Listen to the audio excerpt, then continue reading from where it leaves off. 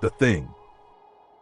The radio stuttered as the chopper descended, cutting through gusts of snow that clawed at the sky like icy fingers. Beneath the white wasteland stretched a silence so total it felt buried in time. They found it there, deep under the ice, a ship, not made by human hands, massive and waiting. And near it, frozen solid, a form humanoid but wrong, ancient and cruel. Kate Lloyd didn't know what it was, but she knew it wasn't meant to be found. Excavation was immediate. Halverson, the lead scientist, didn't hesitate. He saw legacy, headlines, a Nobel Prize in every layer they carved.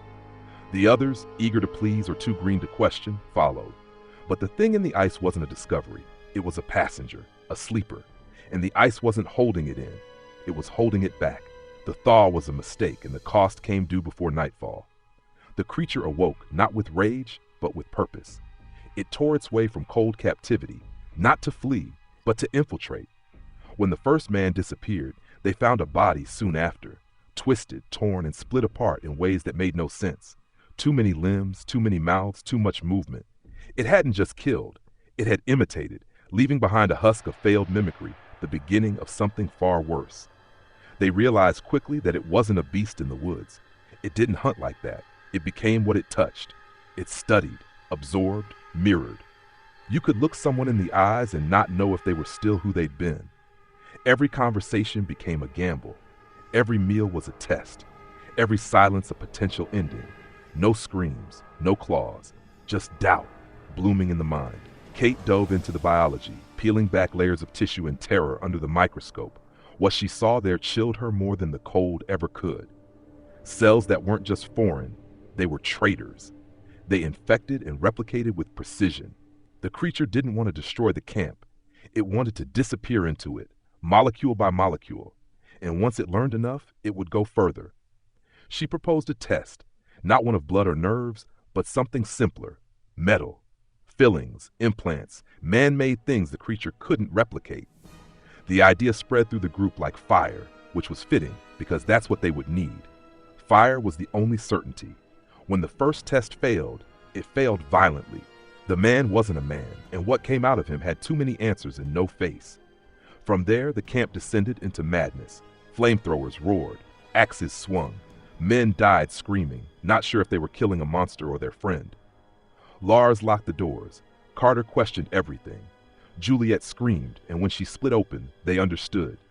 It could hide beneath layers of kindness, behind laughter and warmth. It wore familiarity like a second skin. And when it shed it, all that remained was ruin. Kate knew it wouldn't stop. Not with them, not with this camp. It was thinking further ahead. If it escaped, it could be anything, go anywhere. One plane, one contact, and it would spread like breath on a mirror. So she made a decision, burn everything that moved. Question nothing. Certainty meant survival. Doubt meant death.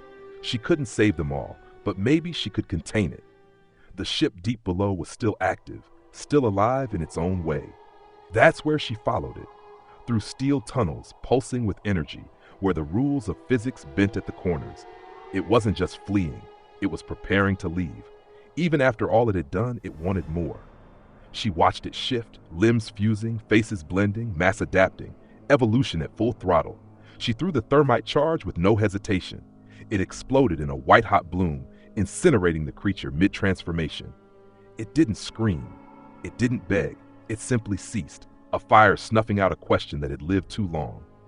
When the smoke cleared, she stood alone, panting in the silence.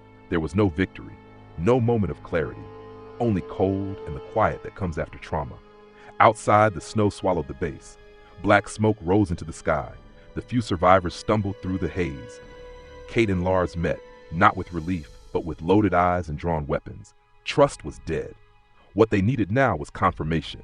So they waited, watched. The slightest mistake would mean execution. They weren't allies. They were opponents in a standoff built from biology. Someone made a move, a shift in posture, a hand too fast, a reaction too calm. One shot rang out and the body dropped into the snow, red spreading wide against the white. No explanation, no apology, just the act. The cold didn't care who was right. It only remembered who was left. And the wind kept howling as if trying to erase them both. Hours passed. The chopper was gone, the base burning. Supplies dwindled, But Kate remained, watching the horizon for anything, anyone. She didn't know if it was truly over. She only knew what she had seen, what she had burned, and what she had to fear, because if even one cell had escaped, then none of this had mattered. Later, another crew would arrive, drawn by silence and signal. They'd find ash, blood, and ice. They'd assume they were the first.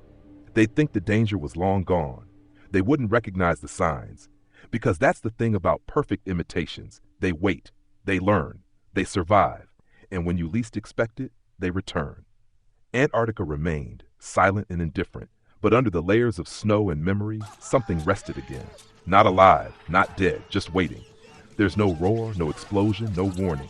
Just the quiet, careful steps of something learning how to be us, one body at a time.